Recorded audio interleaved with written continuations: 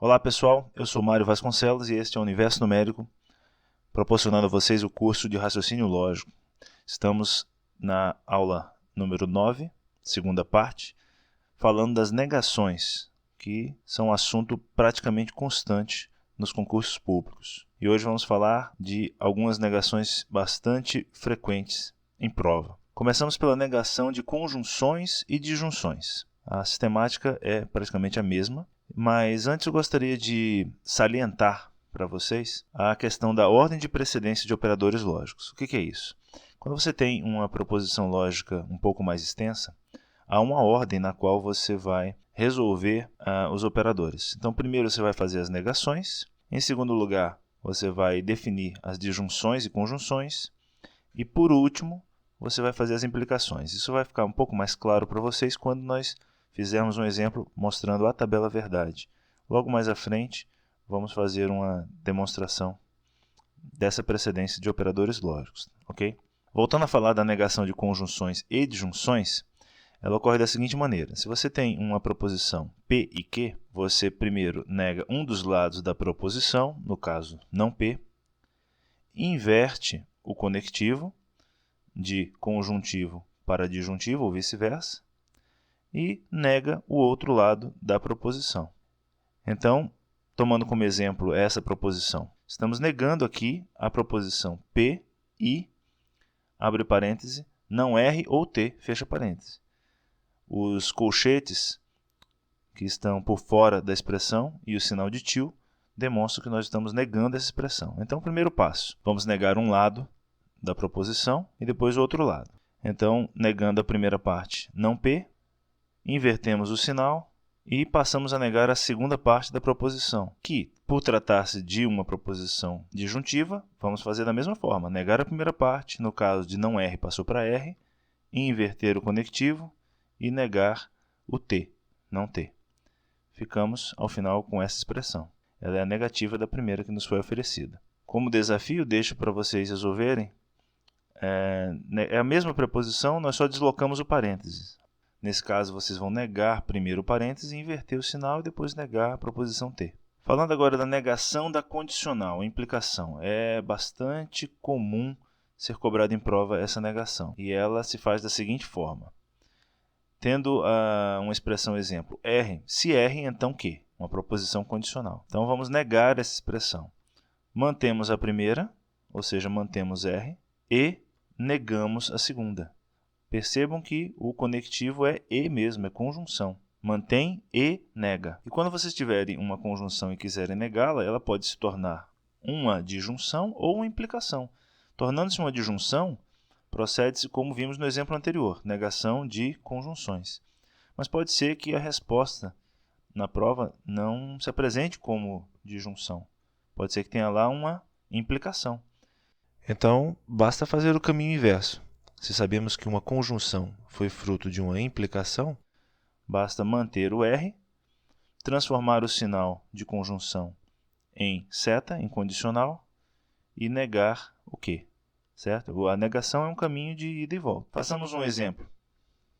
Não é verdade que, se o pai é médico, então o filho não é advogado. Logo, é possível afirmar como verdade que, se ele falar no início da frase que não é verdade que, e nos dá uma proposição composta, ele está querendo a negação. Se ele diz que essa frase não é verdade e ele quer a verdade, ele quer que nós neguemos essa frase.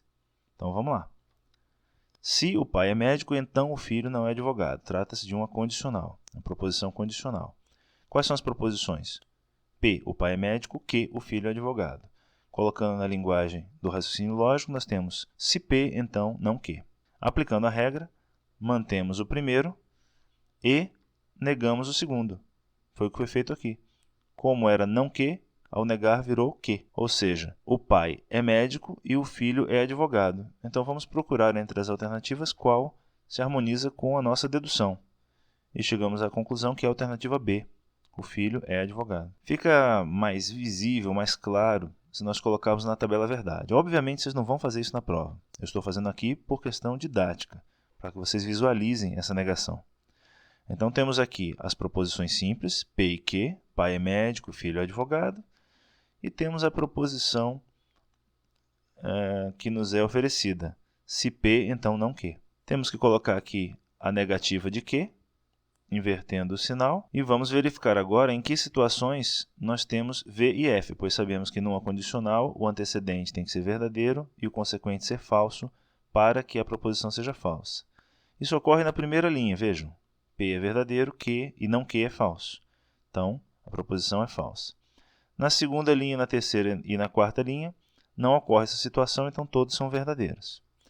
E agora colocamos a nossa negativa, ou seja, P e Q. E vamos procurar as colunas P e Q. Como trata-se de uma conjunção, ela só é verdadeira quando as proposições simples são verdadeiras. Isso ocorre na primeira linha e não ocorre nas demais. Então, está aqui a confirmação de que uma proposição é a negativa da outra, ou seja, para cada valor que nós atribuímos à primeira, nós temos o inverso na segunda. F é V e o restante de V tornou-se F. Passemos agora à negação da bicondicional.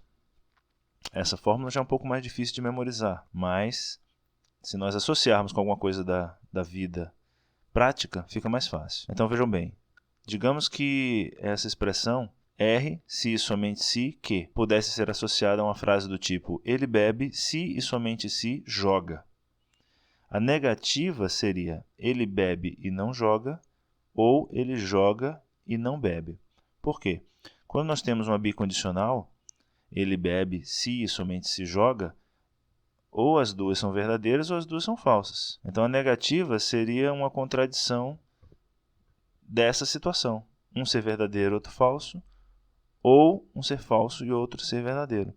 Por isso que na expressão você tem R e não Q, ou Q e não R. Mas temos um atalho para essa bicondicional. Percebam, quando nós temos R se e somente se Q, só é verdadeira se ambos os lados da proposição tiverem o mesmo valor, V ou F.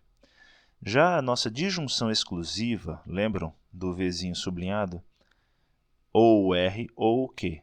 Ela só é falsa se ambos os lados da proposição tiverem o mesmo valor lógico, V ou F. Então, para as mesmas condições, uma proposição é verdadeira e outra é falsa. O que isso nos leva a deduzir? Que uma é a negativa da outra. A negação da bicondicional é simplesmente a disjuntiva exclusiva. Basta trocar o sinal. Certo? Então, temos duas opções. Qualquer uma delas você pode procurar entre as alternativas de prova. Então, vamos fazer um exercício para a fixação dos conceitos. Vamos negar as três proposições seguintes. Vamos para a primeira. Se P, então, não P ou Q. Então, é uma proposição condicional. Vamos manter e negar. Mantém P e nega a segunda. Só que a segunda também é uma proposição composta, disjuntiva. As proposições disjuntivas, para negar, nós negamos a primeira, invertemos o sinal e negamos a segunda. Vamos lá. Negamos a primeira, de não P virou P, invertemos o sinal e negamos a segunda. Vamos para a segunda expressão, não Q ou R. Nega-se a primeira, inverte-se o sinal e nega-se a segunda. Ok? Vamos para a terceira, é uma disjunção exclusiva. Vejam bem, ou Q ou não R. Sabemos que podemos trocar simplesmente o sinal de disjunção exclusiva por bicondicional, teremos a resposta. Se por acaso na prova, dentre as alternativas, não aparecer essa resposta, temos que fazer pelo método tradicional. Então vamos lá. Q, se e somente se, não R. Então mantemos o primeiro, Q e R, negado, ou não R e não Q. Aplicação direta da fórmula. Aqui um breve resumo das duas últimas aulas. Foi necessário dividir em duas aulas, porque o assunto é muito importante e merecia uma atenção especial. Então, as negações das proposições. Negação de igual é diferente, negação de maior ou igual é menor ou vice-versa, menor ou igual é maior.